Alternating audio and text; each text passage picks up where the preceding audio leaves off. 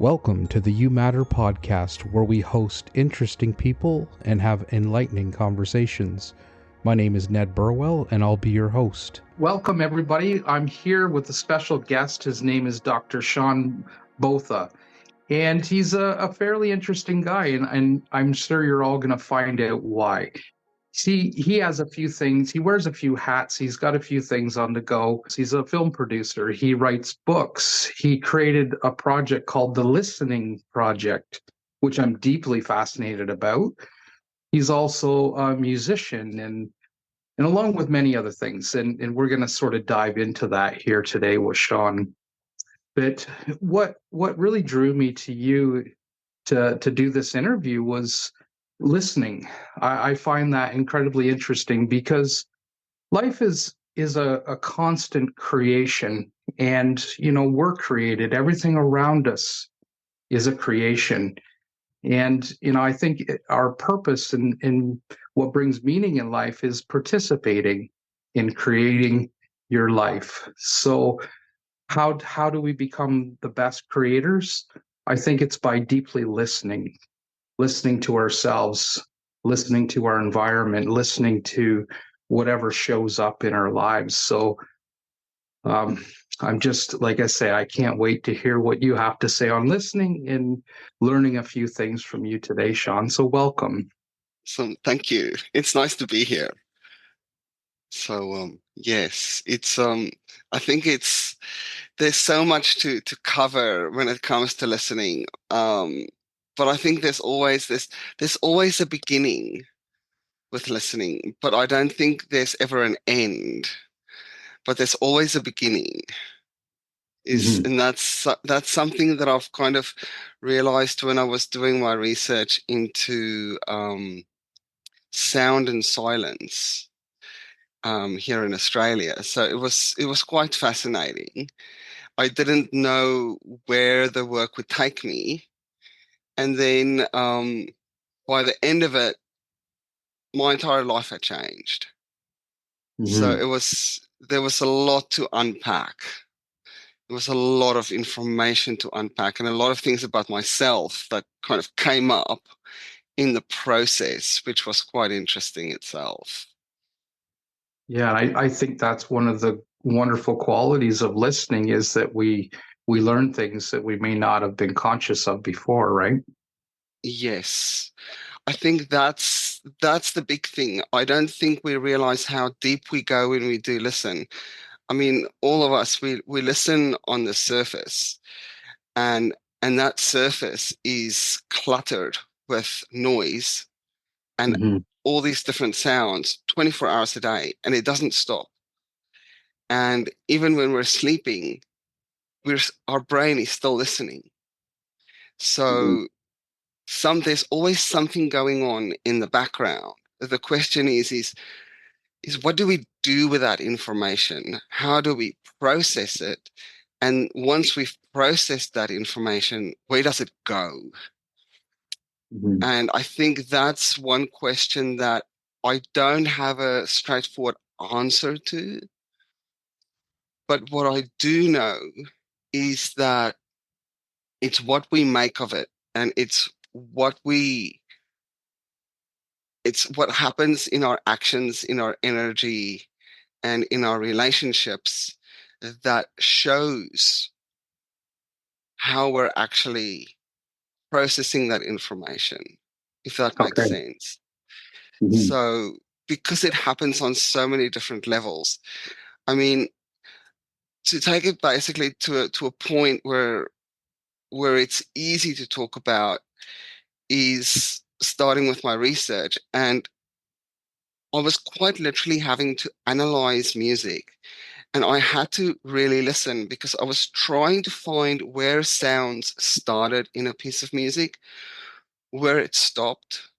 And then I had to do the same thing to see if I could find the same moments of silence in a piece of music. And I went so deep into any piece of music that I Mm-hmm. realized, whoa, whoa, whoa, whoa, whoa. This is not just my brain listening. My entire body is engaging with what's happening on my computer. And then I was like, okay, now this piece of music, there's silence in there, but it's like this split second. It was an absolute split second. And I thought to myself, okay, so if I could pick up on a split second, what am I missing? And then I Mhm. had to go back to John Cage, who's an American composer, and he looked into silence, and he's the one who coined the phrase, "There's no such thing as silence," and Mhm. that forced me to listen more and speak less, Mhm. because when we're Which is a listening, slogan on your website is to listen more, yeah, speak less. yes, and I think that's the thing, um, because there's more information in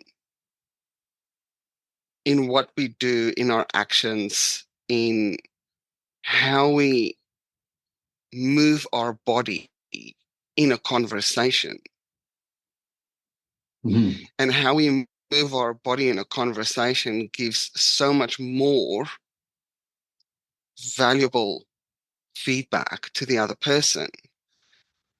That's And right. that is the thing that creates this back and forth Mhm. between people. So you say that when you once you started to listen more deeply, you could feel the what you're listening to in your body, and you talk about listening as an energy. What about the say a room that you're sitting in is is not the spaces we occupy full of information from it listening to us, to all the interactions that have happened in that room. Yes, that is like, if I have to think of a way to kind of put that into words, um, it's like these units of energy that's constantly around us. I know Dr. Joe Dispenza um, does it really well in his meditations when he says, become aware of the space around you, the space in your throat, or the space around your body. And then he actually says to you, pay attention to the energy that's in that space.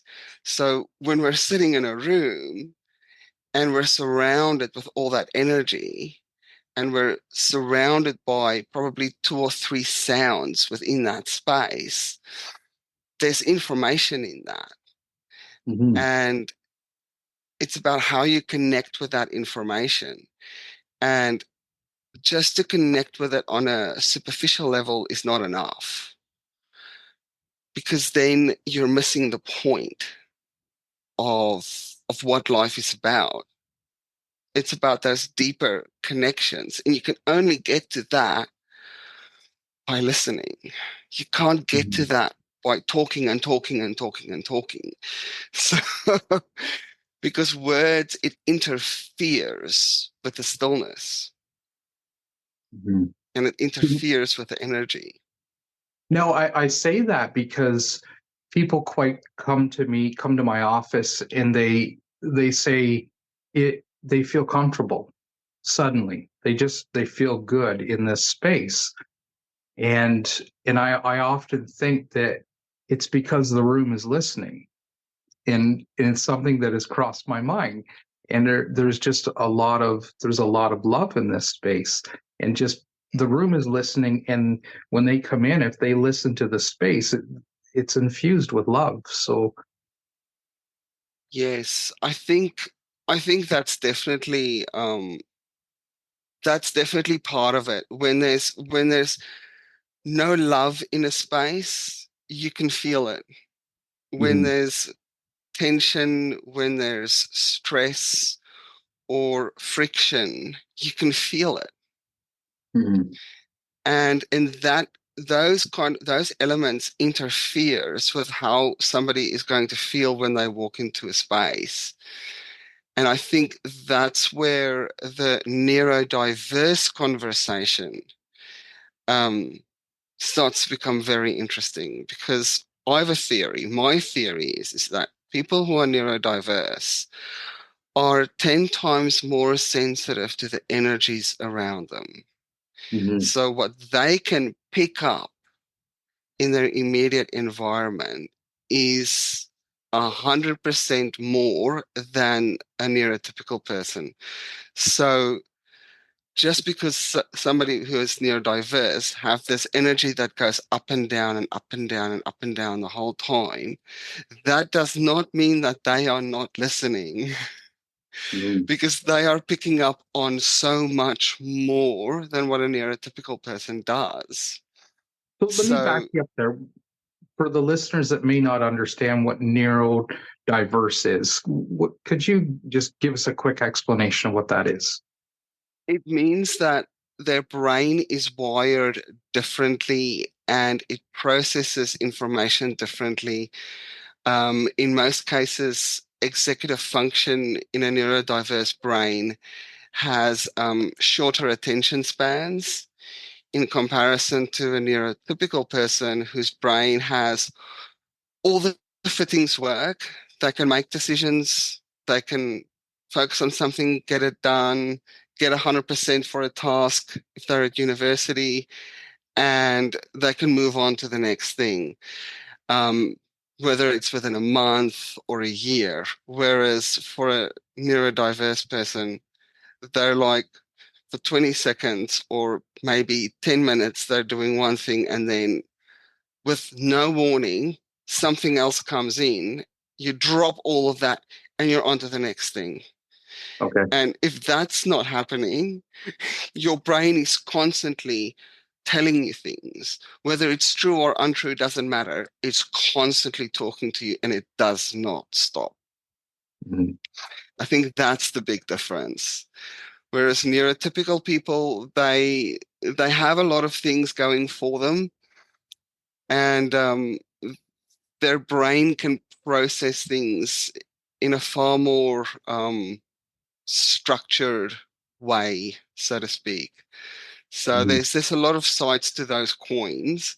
So, and I think the conversation just needs to be continue to happen in that space, so Mhm. to speak.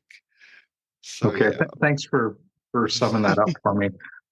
Now, you had said you were talking about deep listening, or you mentioned deep listening, and from Yeah. watching one of your videos, you learned that term from another person.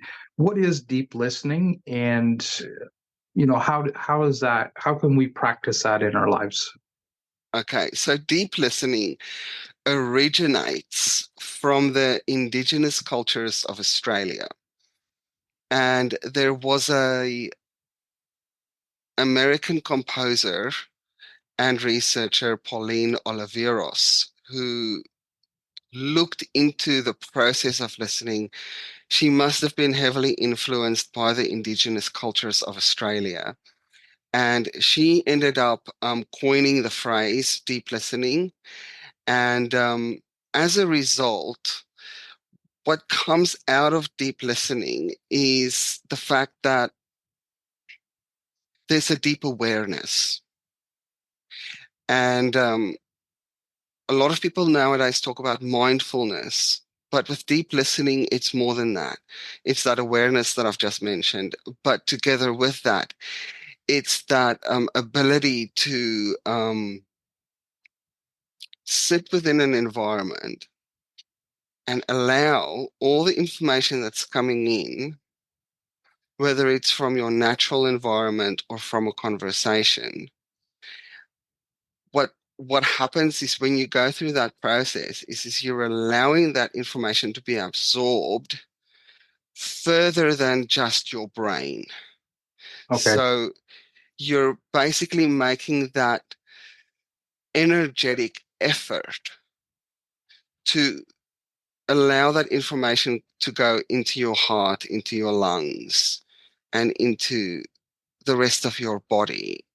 But you're consciously allowing that to happen.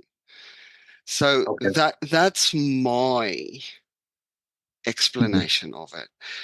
But when you're looking at it in academic terms, it becomes a very boring topic because the academic world wants to keep it in a space where we're attaching it to ideas of active listening or effective listening or cultural listening and then some. Mhm. Because that's the comfort space that the academic world works in. But when you take all of that away, when you strip it all away, it's multisensory Okay. because deep listening requires of you to use all your senses. And that starts with our ears, what we can feel, what we can see, what we can touch, what we can taste, what we can smell. All of that is part of a conversation or Mhm. part of a natural world when we're really doing deep listening. So it's That's fascinating, and it just sort of stimulates something in me. Um, the way you explain that, I'm going to start practicing that with my clients, and what can I feel in this moment? What can I smell in this moment? Can I mm. taste the energy of this experience happening? And that's the thing because I had the strangest thing when I did my honors studies. Um, I bought this book, quite literally. It was a book on listening. It's written by Eric Clark, and I was sitting in a waiting space outside of a lecture room with a couple of people, and this one fellow student of mine, she was sitting next to me, and I said to her, I love this book. I feel like I can just eat it all up. I feel like I can just shove the book into my mouth and just eat it. Yeah. And she thought I was absolutely nuts. And we had a good laugh over it. But the more I thought about it is when you find something that's giving you so much information that you feel you can use it all up and you just want to absorb it all, it it does take on that multisensory idea because the information when you're reading it, you're hearing it, you're seeing it, you're touching it. And if you allow yourself in your brain to take it a little bit further, it is as if you can taste it. Yeah. It is as if you can smell the words coming off the page. And it's Mhm. the same with music. Well, I've people had say music. if you give us a lot of information, sometimes people say, "Let me digest that." And Mm, there's an example, right? I need to yes. digest that for a minute. It's quite an interesting it's an interesting way of saying it, and people say it quite loosely. But I think sometimes we forget that there's something going on deeper beyond that point. And I think that's the thing with listening as well, and the thing with silence. I don't like the word silence. I prefer to call it stillness. But the reason why I'm mentioning those three is because just underneath the surface, there are these sub layers to to the process. So if somebody is saying it's like I have to digest what you've just said, it means that they only listened up to a point, but now there's other information their brain is trying to access, so it has to go deeper. So where does Yes. it go to? Yeah. And only the person who's saying I have to digest that information will be saying that because Mhm. there's a block, there's some kind of block that's stopping them from going deeper. And only they will know what the block is, either subconsciously or consciously. So Or are Nobody they can tell saying them. that I want to take that into my body a little deeper and feel what kind of information comes forward? Precisely. So I had this conversation with a client the other week, and she was telling me about a friend who she had lost, and because there was just the way life had evolved for my client and the friend, there was just distance that came between them. And what was interesting is I didn't say anything. I just allowed her to talk. And the more she explained what had happened, the more I could quite literally feel my body absorbing the pain, the emotional pain that she had experienced, losing this friendship. I could literally feel it in my chest. So by the Mhm. time I had left the client, it was like I had to get myself out of a mindset. My brain and my body had just gone down this rabbit hole. Mhm. And I still can't believe it's been almost a fortnight since that conversation. And I still don't understand how my body was capable of doing that. Mhm. And I couldn't say anything because this specific client, she talks once and you know, and then she goes like a freight train. She just keeps going. So all you can do is listen. Yeah.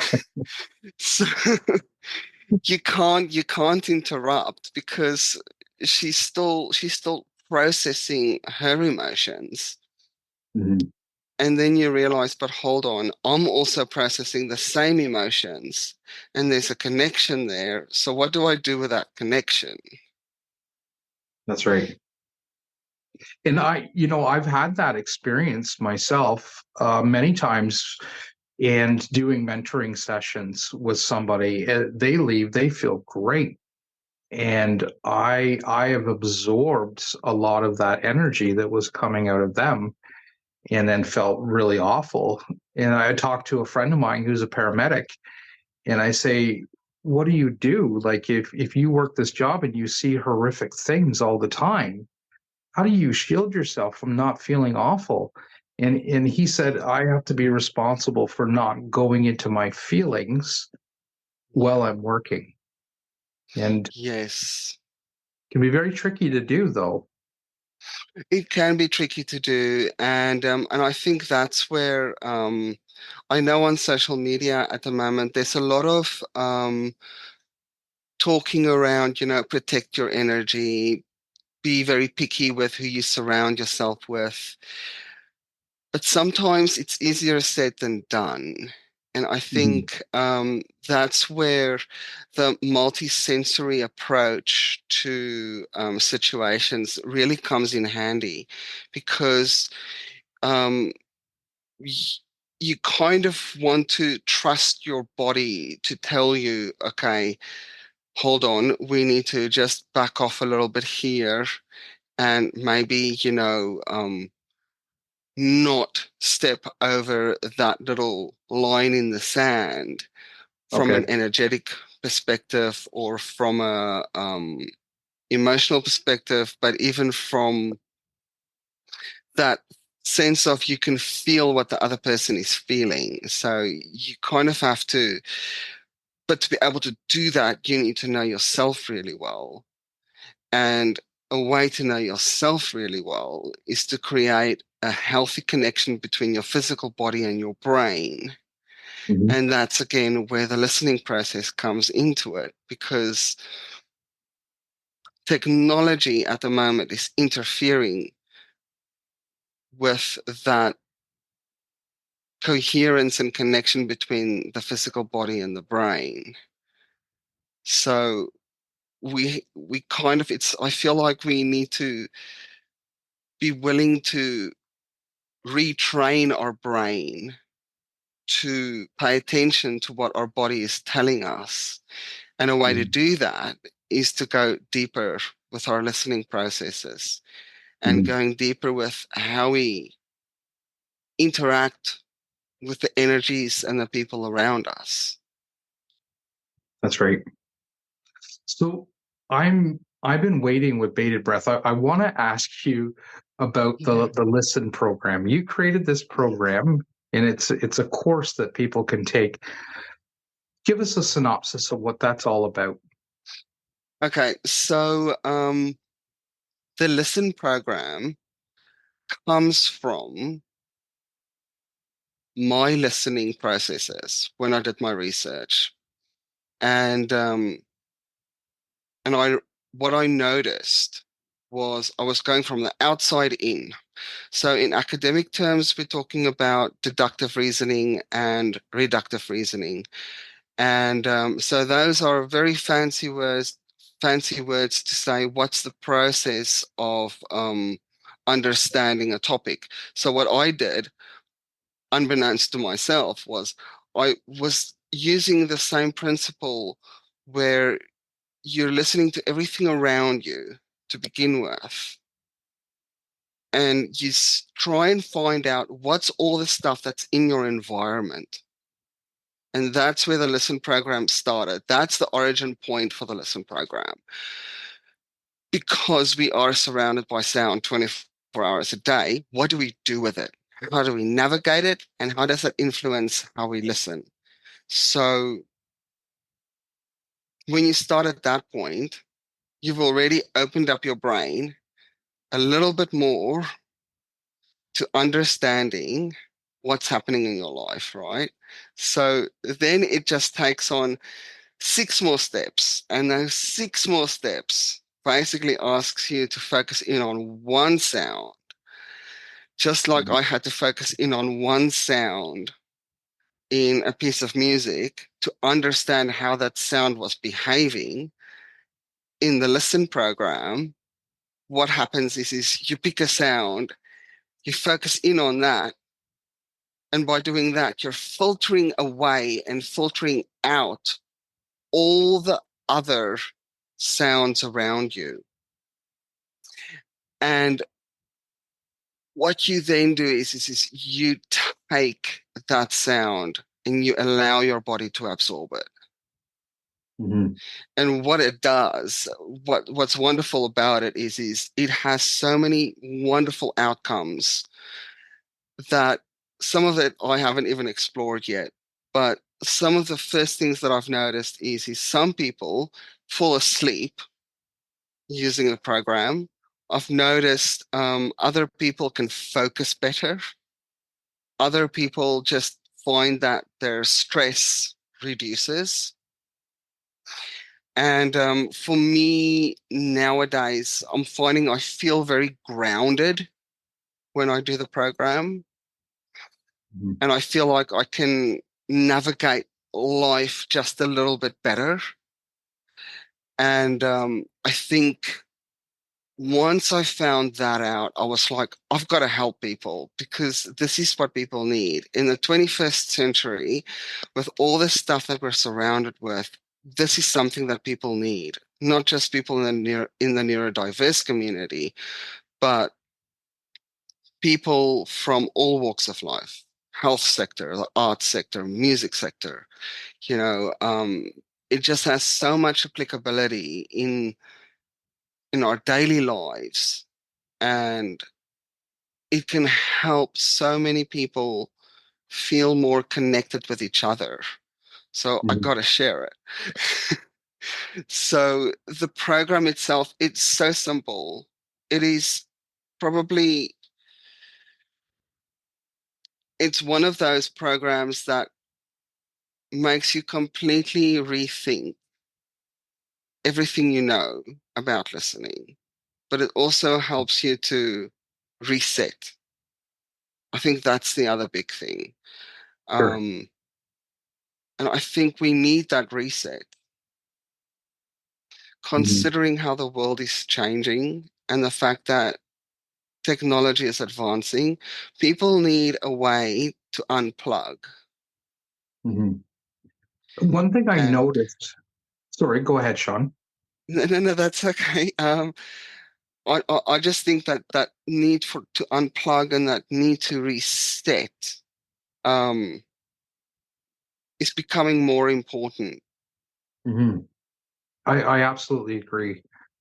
And one thing that I noticed when I was going through your material is that you were sharing, like, in your videos on YouTube. You were sharing a lot about how to come into single pointedness without being in a meditative state, where because meditation brings us into that single pointedness where we learn to just relax or focus on one thing. And when we do that, we start to become aware of everything. And it's a Yeah, really powerful tool in meditation when you can just, if the mind is racing, we just focus on one thing. We come into single pointedness.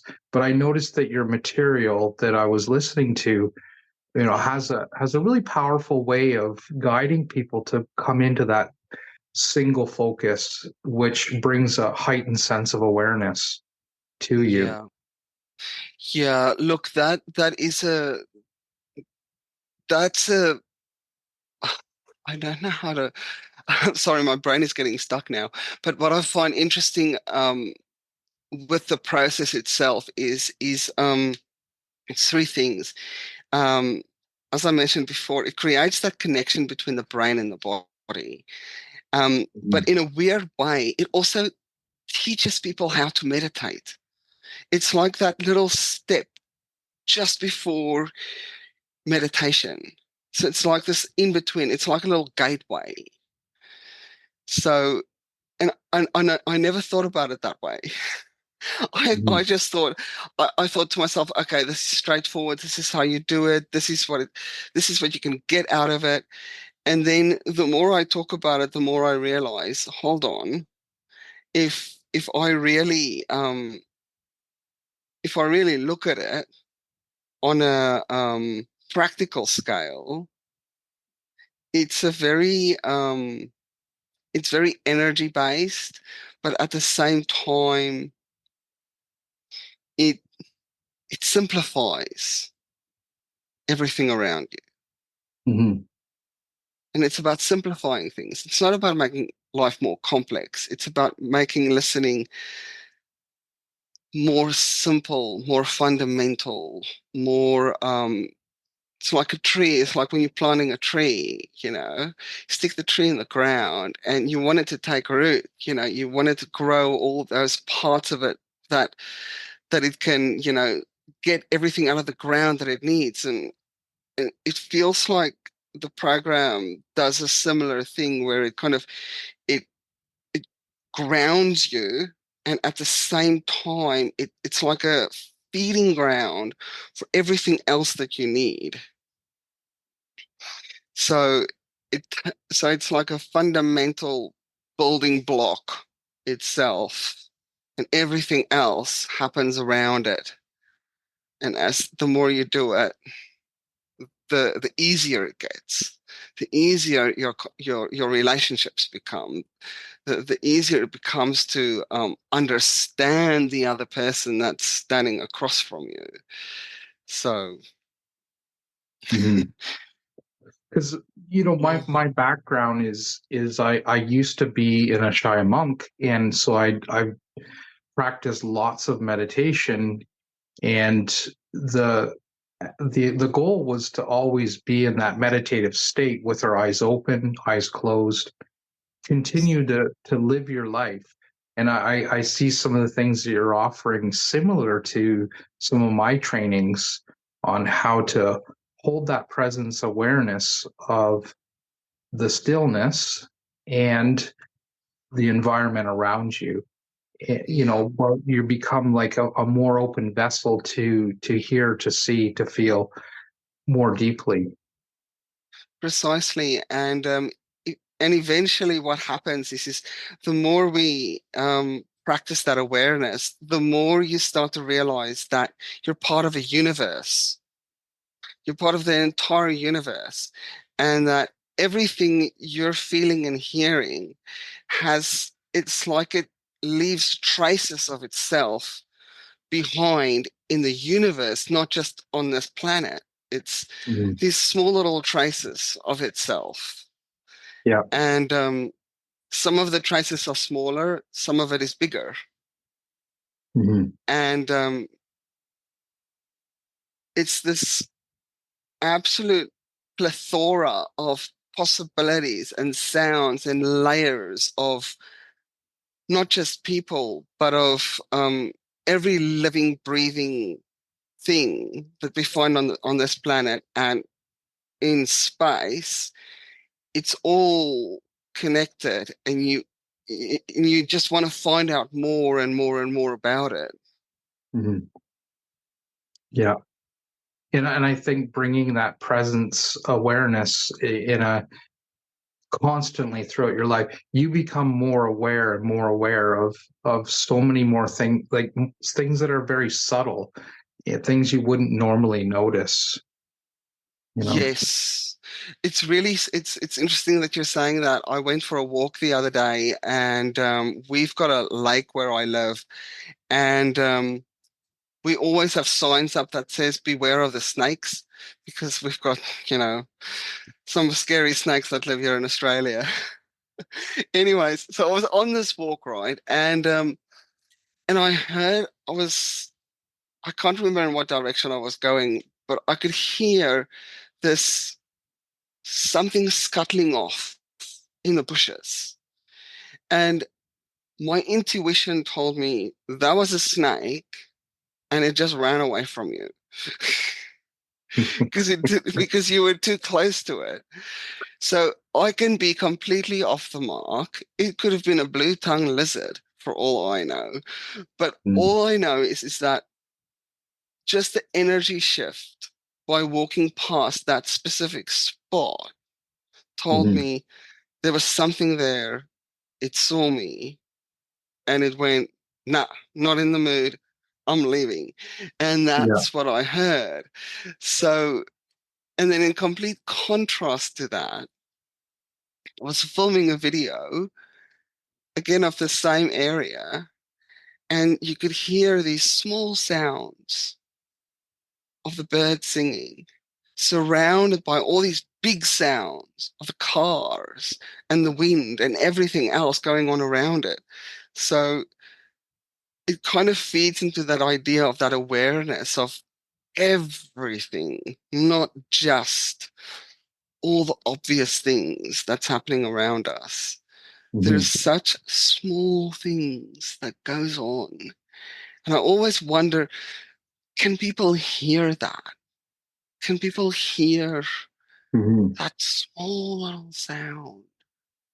Well, here's an interesting thing, Sean. I When I took vows to be an Ashaya monk, well, I had to go into silence for 3 days. And so for 3 days, I was not allowed to speak to anyone, to look anyone in the eye. I just had to kind of recite my vows. Now, by Mm, the third day, the silence is like becoming sweeter and sweeter, or the stillness is rising up more and more intensely in me. The experience sort of unpacked itself and expanded. Now, the first time I spoke words to my teacher, who was a Maharishi, he mm, I could literally feel energy leaving my body. And then after the vows were done, we had a big feast and I was mm, speaking with everyone in the room, and I could really sense how much energy was leaving my body from speaking. So when I read that term on your website, listen more, speak less, I think that you're really saying something there, because in that experience I had, I could literally feel so much energy leaving my body, and mm. my awareness sort of the shrunk a little bit by Mm. expelling so much. That's really interesting because in a weird way, I can connect with what you're saying because I have so many times and so many days where my brain I don't say it out loud, but my brain, on a good day, when I don't have any music playing, don't have the television on, and there's just all this general stuff going on around me, and my brain just goes, "Can everybody just be quiet? I'm trying to listen." And I think to myself, "But what are you listening to?" And then and then I have to say to myself, "But I'm listening to the universe. I'm listening to the stillness. I'm listening to the things that only my subconscious can hear, because the answers that I'm looking for is in there. It's not in the music, it's not in the sound, it's not in my conversations with people. It's in that space where we think nothing is happening, but everything is happening in there. Mm-hmm. It's that energy, it's that space where it's like a space that nobody can touch."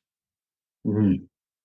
And I think that's the thing with deep listening, is that you're going into spaces that nobody can touch, nobody can reach into it, nobody can take it away from you. Mm-hmm. And and then when I say nobody can touch it, nobody can reach it, I think what my brain is trying to say is that what I'm listening to is so different from what somebody else listens to.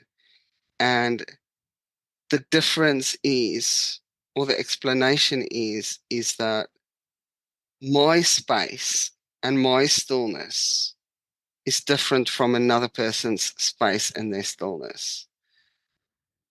And you have to equate the stillness with energy, and you have to attach that to the beginning. Okay. And then I hear my brain going, "But what beginning?" People who know me will probably think, "No, Sean has really, really gone off some really strange tangent. He's gotten weirder by the minute." And I think to myself, but it's physics. When we're looking at physics, we're trying to explain the beginning of the universe, and maybe that's the beginning that I'm trying to find.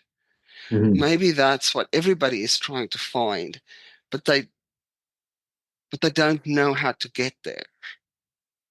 Well, the thing is that knowing is the end of learning quite often because you think you know and you stop searching. So I love your Mm, curiosity, and I think curiosity is a virtue to live by. mm, And so I applaud your willingness to just to keep listening. Go, there's more here. Your spirit, your soul, your intuition, it knows there's more for you. So yeah, I applaud that. In one way yeah, I've practiced listening is through my writing. So quite often when I write, I've written a handful of books, and when I write, more often than not, when I'm writing nonfiction, I ask myself questions my mind can't answer. And then so I use bottom to top processing. Instead of going from what I know to what I don't know, I start out with what I don't know and I answer the question. So, mm, and again, you start to feel a little crazy because if you ask a question, I feel like the answer is absolutely in you. I don't think you can ask the question without the answer. And it's been such a fascinating process of listening to the stillness in me to get these answers for questions my mind can't answer. yeah. That is, I think that I think when we're capable of doing that, then we have to, I think, I don't wanna put an obsolete on it, but I think when you get to that point, you want to start to share what you've experienced with other people, because I think quite naturally, as human beings, when you get to that point, you want other people to have their own unique experience. So, and you want to share your experience with them so that they can try and go deeper and deeper and deeper. Because I feel that there are still so many people who's missing out on aspects of life that is far more important than chasing the almighty dollar. You know, Yeah. I mean, I can sit here and say, yeah, I mean, I can do with a little bit of extra money, all of us can. But at the end of the day, when when it's your time to go, money is not going to be the determining factor of what's happening with you Mhm. once your time is up. So I think it becomes this natural process of wanting to share everything that you've gone through with other people so that they can, at some point, take over where your work has left off and take it further. I think that's the thing. You want Mhm. people to have the tools to take the work further so that we can get the answers to questions that hasn't been asked yet. That's right. That's So so wonderful. I couldn't agree more. I just wish that in my perfect world, um I wish I could make things and life better and easier for everybody around me, Mhm. because I feel that if I can do that, then I've done what I'm supposed to be doing. And I don't think my brain will be able to settle for anything less than that. Mhm. I want to know that I've tried everything to try and help, I think. Mhm. And I didn't, when I put it in that framework, all the research that I've done makes sense, because everything we research has an origin, and that origin goes back to energy, and that energy goes back into physics, goes back into the universe, and it all links back up to the process of listening. Yeah.